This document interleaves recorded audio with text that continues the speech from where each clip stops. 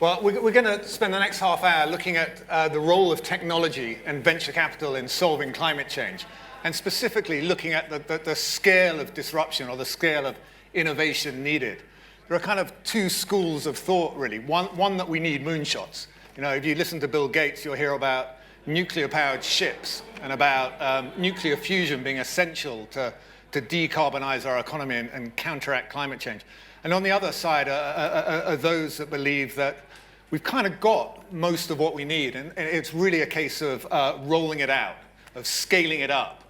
And so to start the panel, we're going to begin just by discussing, whether we think there is a need for moonshots. But before we get into that, I just want our two panelists, Camilla and Ari, to very quickly introduce themselves. So Camilla.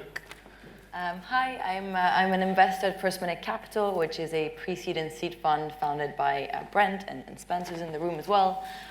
We are generalists, but I focus on climate tech and food tech, and so we've done a few investments in the space, including in a lab-grown leather company founded by Ingvar, who's here, who's Ari's brother, and a lab-grown meat company called Fucking Good, and our air quality data monitoring company called Airly. So very excited to be here. Hi, I'm Ari. I am a partner at Fubar, which is a family office with my brother David, investing a lot in climate. So we're very kind of focused on backing the next sort of climate moonshots, companies that drive decarbonization. We also have quite a few LP positions in climate funds. And we're in the process of sort of building out an investment practice around infrastructure finance and sort of backing managers that are driving decarbonization through other means than just venture, as well as spinning out a venture fund, backing the most ambitious climate-focused founders. So we're very busy, lots going on, but very bullish on the sort of next 10, 15 years of innovation in the space. Brilliant. Well, thank you both. So, Ari, I'm going to start with you. So just a very simple question. Do we need moonshots to solve climate change? I think we absolutely do. I mean, I'm not sort of a huge pessimist when it comes to what we actually have already. Solar's great, wind is great, battery technology is progressing very, very quickly. There's a lot of sort of good stuff out there that's entering, the deployment phase, sort of leaving sort of development phase and sort of getting to a point where it can really scale in a sustainable way, i.e., sustainably both for the planet, but also, in an economically sustainable way where, the cost of bringing some of these solutions online is, getting to cost parity, close to cost parity, or even, becoming cheaper than a bunch of what we have out there. But the sort of incredible thing is that the task ahead is quite daunting. And so I saw this chart which shows how carbon dioxide has been accumulating in the atmosphere. And the thing is, it stacks, right? It's not an emission that then sort of blows away. So carbon dioxide stacks. And so it's not enough to just kind of get to lower carbon emissions, because it just continues to stack, and the planet's getting hotter, and so we need to get to net negative. And I think to really get to net negative, we need these sort of moonshot technologies that aren't quite there. We can sort of conceive of what they might be or where they might be. We have hydrogen-powered planes coming online, hydrogen-powered ships. We have new nuclear technologies coming online. We've backed a company called Seaborg Technologies that's building sort of mini reactors, another company called Renaissance Fusion that's doing that. So we have some ideas of where these sort of moonshot type bets are going to come from, but we still need them. And the issue is that a lot of the existing technologies have problems, right? So batteries are problematic from a sort of rare earth metals and sort of resource intensity perspective. Solar panels, they degrade over 10 years. They require a lot of, rare metals as well. And so we definitely need the moonshots to sort of get to net negative. Brilliant. And Camilla, what's your view of this? I agree with Ari. I think that we're doomed if we don't have moonshots, and I think that's what Andrew Griffith said at the very beginning of his keynote. Is that even though there's a lot of capital, we need big bets, we need risk takers, we need big innovation, because we are still being a bit too slow in terms of how everything is evolving, and I think if we want to keep the 1.5 Paris Agreement target, we need to increase our investments by sevenfold, which, if the investment is not there by sevenfold, then the technology needs to be there.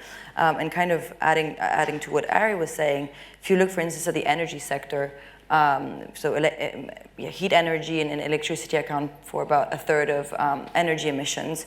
Yes, we have renewable energy, which we talked about in an earlier panel, but it's not. The technologies are not stable or reliable enough, and we still have this intermittency issues that we talked about. So managing to really solve for battery storage, nuclear, and other technologies is really key. And I think those are moonshots. Brilliant. Okay. Well, I should have said at the outset, I'm going to endeavor to participate in the discussion as well as moderate. So I mean, my opinion on that is actually the complete opposite. That we have what we need largely, and it's a case of scaling. And the reason I say that, a little bit of background, RethinkX, a think tank I run, we take a kind of complex systems approach to modeling technology disruptions. So we're trying to capture not just individual sectors, but the whole system and how they interact, and also pick up the kind of the systems dynamics, the feedback loops that drive disruption. And I just want to kind of point out maybe three things as we kind of get into this discussion. And the first is fairly obvious, and that's that disruption is non-linear. Right? That's the S-curve we see. And what drives that S-curve are really the feedback loops, right? The balance between the things that resist change and the things that accelerate change. And when we get to the kind of inflection point in the curve, we can see very rapid disruption because the brakes on change disappear, and you get these accelerating forces. And they're both the accelerating forces that make the new industry ever more competitive. It drives down the cost of new technologies, increases investment, brings government support. We see consumer demand changing. These are all kind of positive feedback loops that make the new ever cheaper and ever better and drives a kind of very rapid disruption. But they also apply to the existing industry. And so you see existing industries, the costs begin to rise as demand drops, economies of scale reverse. You can see consumer opinion, move from favorable to the old to kind of desiring the new. And that's what we're seeing, for instance, in the energy sector right now. So we wrote a report recently that looked at the cost of coal, gas, and other conventional energy sources. And what we found was that actually we've been vastly understating the cost of what's called the levelized cost of energy for coal and gas and all other conventional sources, because they're based on an assumption that these things will be used 80% of the time, right? We treat it as a constant, throughout the life of a power plant. But of course, that's been dropping as we've brought more renewables online around the world. We've seen utilization rates, well, capacity factor technically, but utilization rates drop. Certainly in the UK, coal's now below 10%. In the US, it's below 40%. And that means the cost of each new unit of energy is much higher. So we're already seeing the new stuff begin to get more expensive, just as solar continues to accelerate, and batteries and wind batteries. So that's the first point. The second point is that disruption represents a phase change. It's a term we borrow from physics. So the new market that emerges is totally different to the old market. It's not just a case of a one-for-one substitution. This is not about building a solar PV plant to replace a coal-fired plant or a gas plant. You get a totally different system with different architecture, different conditions. And one of those things that we discovered when you look at how we're going to build a fully renewable system, a system based on solar, wind, and batteries, is that to do that, we're going to massively overbuild solar. Because as we go through the 2020s, it's going to be by far the lowest cost, form of energy. So in preference to building hydrogen or storage, we'll massively overbuild solar. And so you'll get a system when you're trying to meet the darkest day of winter, when demand is crunched, you'll have to build a massive oversupply to be able to meet demand at that point. And that means that every other time of the year, you get a massive oversupply. And that's currently seen as a problem. We talk about curtailing energy use. But we think it's a complex system. Demand will respond to that. And industries like steel, industries like water desalination, industries like hydrogen, and so on and so forth, where demand is shiftable, essentially, will respond to take advantage of what is essentially zero-cost energy. And it will allow us to decarbonize those sectors of the economy very quickly in ways we don't see. And the third point is you get these kind of cascading impacts of change. You can't just look at one sector in isolation. That change in any sector ripples across the whole of the economy and the whole of society. And so when we see this superpower, this low-cost energy, for instance, we see all these other sectors of the economy get disrupted. But we'll also see, for instance, as communications and information technologies improve, we'll see the need for transportation diminish. We won't need to travel in the ways we currently do. As the energy disruption, the food disruption begin to accelerate through the 2020s and the 2030s, we'll just be shipping far less coal, far less oil, far less gas, far less livestock products and resources around, and we'll localize and distribute manufacturing. And so, we'll decarbonize this. So we won't need nuclear-powered ships. We'll just need far less ships. And so, for us, it's a challenge. There's a huge challenge to solving climate change, and we can decarbonize a huge swathe of the economy. We think about 85% by 2040, just through these three disruptions to food, energy, and transportation. There's, of course, a rump left over, right, which is a hard thing to decarbonize, which we talk about moonshots for. But the challenge with that, but the issue with that is, these disruptions that we're seeing are also going to create opportunities to get below zero and deal with that through offsetting. Because as we disrupt livestock farming, we'll free up huge swathes of land. We'll free up the oceans from being fished, and we'll allow those to become huge carbon sinks. And just in a do-nothing approach to the land that we free up, we'll see an enormous amount of carbon sequestered from the atmosphere. And the hugely low-cost energy we're producing will allow us to use geoengineering if we choose to go down that path to sequester more. So we do have a path, we think, just through those three disruptions and the interactions between them and the effects of them to get way below zero. Anyway, sorry, I get a bit carried away, I'm sorry. Please put your hand up and stop me at some point if you sorry, Guy, I'm really sorry. I love your optimism, but I think you're overstating the extent to which all the pieces are in place technologically even to make those things happen. I think we still need to, build a lot of infrastructure. We need to figure out, the more effective ways of building some of these projects that you talk about, and the reality is, in large parts of the world, coal plants are still coming online, they're still getting built, and so I think we're a bit further away from that tipping point than maybe your optimism suggests. But I'm also not a fatalist. I think we can get there. I just think it's going to be very hard, and I think a lot of things need to happen for it to work. And if we think about just the scale of the shift that's happening, I mean, it's really a replatforming of the whole economy. It's replatforming energy systems, it's replatforming transport systems, it's replatforming the food systems, which is why it's such a huge opportunity. And sure, we have some of the technologies in place today and we can start deploying them, which is phenomenal. But there are lots of missing pieces, and hence, there's still a need for moonshots, and there's still a need for kind of really backing the scientists that are working on at the very, very basic level. That's where growth is going to, and that's why we're investing across the board, but we're particularly focused on venture because we believe that that's where you can really accelerate things and make things happen and sort of bring real innovation in, and then the later stage infrastructure investors and whoever else is around public markets will pick it up once it exists. But you need to bring these technologies from the lab into production, into being scalable, and that's when things really shift. Yeah. No, I hear you. I mean, I certainly don't think it's going to be easy. I mean, that's for sure.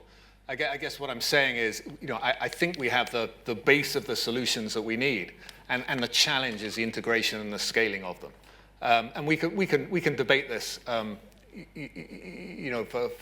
forever. And I don't think we'll know till we look backwards, what the answer is. But one of the interesting challenges is clearly finance and what the role of finance is. Because if we're saying we need moonshots, that suggests that the answers are further out in time, that we've got years to go, and perhaps beyond the remit of venture capital life cycles and funds. So really, I guess the next area we should look at, and Camilla, it'd be fascinating to hear your opinion, is whether there's a role, and we're talking about this, the moonshot piece of the equation, the hard to decarbonize stuff, whether there's a role for venture capital in that, or what the role might be, or whether that's more a role for corporate venturing or corporate investment, or even government support and big government investment. I'm fascinated to hear what you have to say about that. Yeah, I don't think it's a binary answer. I think it really depends the type of solution, type of investment.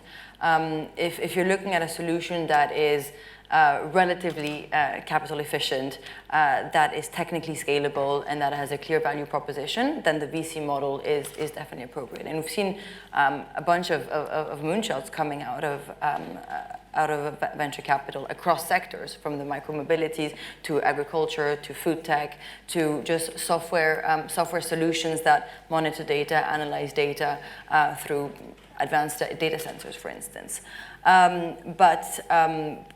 But obviously, it's not, the 10-year cycle doesn't work all the time. For solutions that are very capital intensive or that are still in the R&D phase, as you were talking about, we probably do need more patient capital, and that can come from government funding, corporate funding, especially from big energy companies, evergreen funds. We're now also seeing philanthropic foundations doing this, individuals doing this, and a bit of a hybrid of corporate and philanthropic, like Bill Gates' Breakthrough Energy Fund that has a 20-year cycle. So I think it depends. But I think the VC model can definitely be adapted to moonshots. And are you seeing kind of timescales accelerate from kind of lab to market? Is that one of the dynamics that's sort of bringing it towards the venture market? Yeah, I think definitely with kind of new and cheaper technologies like AI, blockchain, advanced sensors, the cloud, we're definitely seeing not only the optimization and scalability of these solutions quicker to market, but also we're seeing new business models, which we didn't see in the first wave of the ClimateTech. The first wave was really focused on kind of hardware solutions for the physical world, but this new wave has a lot of software piece to it, which is much more easy to back for VCs. Okay, and Ari, are you seeing similar things? Yeah, I think if sort of 95 to 2020 was about bits, I think 2020 to 2040 is going to be about atoms, right? And we really believe that you're going to have another 10 Tesla scale companies founded in the next 20 years, and we intend to back those companies. And so I think what's happening is the technologies, if you look at synthetic biology, if you look at energy, if you look at nuclear, the technologies are maturing, and they're getting to a point where you can really do some pretty spectacular stuff, right? So if you look at a company like Vitro Labs, which Camilla mentioned, they're sort of taking a lot of the stuff that's been fermenting in synthetic biology over the last 20 years, operationalizing it, building a scalable business model around it, and bringing it to market, right? And so I think we're going to see a lot of the sort of fundamental scientific advances that have happened in the last 20 years being brought to market with the help of venture capital. Now, the good news is that this is a multi-trillion-dollar opportunity, and so there's going to be room for project finance. There's going to be room for green bonds. There's going to be room for public markets. Corporates will have their part to play, etc. Of course, every sort of part of the financial value chain is going to be participating in this transition, because it's literally the biggest line items that we have as individuals, right? It's energy, it's food, clothing, shelter, right? These are all the things that are getting disrupted by the innovations that are coming online. And so I think you need a sort of a hybrid approach. We're looking at ways that you can sort of adapt the venture capital model to be more amenable to the way some of these companies need to be financed, right? So we were talking to a portfolio company, Carboculture, And one of the challenges they've faced is getting access to non-dilutive financing, because the folks that are providing that kind of finance are quite conservative. And so how do you build a model where you can do equity financing in the sort of classic venture model, but also facilitate access to those types of alternative funding sources that are maybe more appropriate once you get into the sort of project scaling phase of the growth of these businesses? So I think, yes, venture has a role to play, but you need to get a bit creative about how you make all the pieces fit together to really sort of provide the type of growth funding that these companies need to really scale quickly. Yeah, interesting. So, I mean, I was sort of around and investing in the kind of the first wave of clean tech investments, and it was a bloodbath, actually, in many ways. We a lot of us, and I can see some of the veterans of that war sitting in the room today, and it was it was a tough and difficult time. And I think my own perspective is what's different now, just the economics, just that. I mean, ultimately, there are ways now to produce food, to produce energy, to provide transportation, all the things we need that can outcompete the industrial era counterparts. And I think that's the big issue. We're not reliant on subsidy. We're not reliant generally on interventions in the market. And that actually, maybe kind of climate tech or clean tech or whatever we want to call it is a misnomer, because this is not something that requires generally intervention. It's more about better and cheaper technologies outcompeting inefficient incumbents, which is kind of the basis of almost every disruption anyway. I mean, I don't know how you feel about that and whether you feel that this time is different or not. Yeah, I mean, I think 2 points in there. I think your second point, that it's going to be cheaper and better, I think we're going to look back and just be amazed that we had internal combustion engines all over our cities pumping out, toxic fumes, and, electric cars in 5 to 10 years are going to be so good that, we're going to be wondering what the hell we were thinking. But I think on the sort of clean tech boom and bust, actually, I would challenge your premise there, because if you look at the companies that got funded in that boom, sort of 2006 to 2012, I think there was probably about 50 billion of capital that went in sort of on the classic sort of clean tech strategies, and the sort of overall market cap of those companies is about 600 billion now. Of course, if you take out Tesla, it's a lot lower, but still, it's meaningful, and you probably have about 10 companies from that sort of generation that are worth 5 billion plus, and some 10, 20 billion. So I think actually it's laid some foundations, but as always happens, you have a huge amount of waste, you have a lot of investors losing their shirts. Same thing happened in the .com boom and bust, right? And if you sort of think back to that, all the foundations were laid. It gave us Amazon, it gave us a lot of companies that have since gone on to do very well. And so if we use that analogy, and it probably doesn't apply one-to-one, but if we use that analogy, it's sort of 2007. The hype cycle has gone down again. Now we have sort of real technology that's ready to deploy. So my view is that now is the time to really go all in, because we've been through the sort of boom and bust of the first hype cycle. It's real tech now, real companies getting built. The next 10 years are going to be very, very exciting.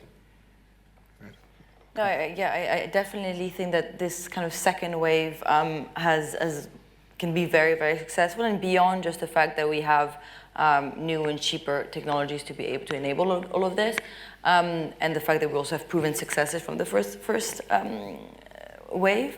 I think investors are also much more educated today. They're more educated on how capital intensive it is, on the regulatory complexities around climate tech investment. And also the first wave was really called clean tech because it was focused on energy solutions only, whereas now it's the climate tech, which encompasses the whole economy. So it ranges from mobility to food to to real estate, to materials, etc. Which means that you have a bit of everything for everyone, and investors can kind of like stick to what they know. So again, like just the fact that they will be more knowledgeable. And then the last piece for me is, the fact that there's a very enabling environment today, because there's the government are enabling change. Corporates are behind all of this, and then there's consumer demand really for this and consumer push. So I think that even though the market is definitely overheated, because we see a lot of companies pitching the same idea, I think there's a good chance for this to work. Brilliant. So we're going to have to wrap up relatively soon. I just want to finish with a kind of personal note for each of you around. I mean, clearly, I think we all agree that technology's got a huge role to play in solving climate change, and potentially a critical one. There are clearly other critical things we need to sort out as well. But how optimistic are you as we look forward, as we look out to say 2040, 2050, and look back towards this period? I mean, how optimistic are you that we can get down to zero and below zero? As you say, we need not just to turn off the tap, we need to empty the bathtub. And I think that's a major challenge. And where do you? I mean, how do you keep your motivation going? And where, what are you feeling about the scale of the challenge? I mean, I think it's really, really hard. And thankfully now there are some tailwinds. People are beginning to pay attention. The UK declared a climate emergency a couple of years ago. Joe Biden was talking about how this is a national security issue. So there's the whole sort of securitization of the issue. I think it's very important that we keep that sense of urgency and realize that it's very, very hard. It's going to take a lot of capital, but it's not insurmountable as a challenge. And that's sort of what keeps me going, is that I know it's doable, but it's going to be very hard, and things might get ugly in the next 10, 20 years, but it's possible. We just need to focus and marshal, all the resources we can into it. Okay, and Camilla? Yeah, I'm an optimist as well. I used to be very pessimistic before I kind of went into the tech world and just as a consumer and seeing what was happening in the world. But no, now seeing all of the great kind of innovation, disruptive technologies that are coming through, I am an optimist, and I think there's just this environment that is quite vibrating and self-reinforcing with all of the different moving parts. Okay, and it is just very quickly, just one single breakthrough or development, or it doesn't have to be technological, that kind of gives you hope that you can see, offers us a pathway. I mean, I love Vitro Labs. The leather is phenomenal. It's nicer than most leather that you would get in up and down Bond Street, and it's out there now. And what seemed like science fiction 5 years ago is now coming to market, and so I just seeing that gives me hope that you can make phenomenal advances reasonably quickly. Well, I've been a vegan for 8 years for environmental reasons, so I can't wait to have my first lab-grown pork dumpling that is coming out of a lab. Yeah, and I think that's just it. I mean, there are signs everywhere that these feedback loops are just accelerating, that governments and investors and technology are all, in concert, just accelerating each other. So, I'm an optimist as well, and I think, it's been awesome to talk to you both. And I think we can carry this on all day, but unfortunately, we're at the end. So thank you all very much. Thank you.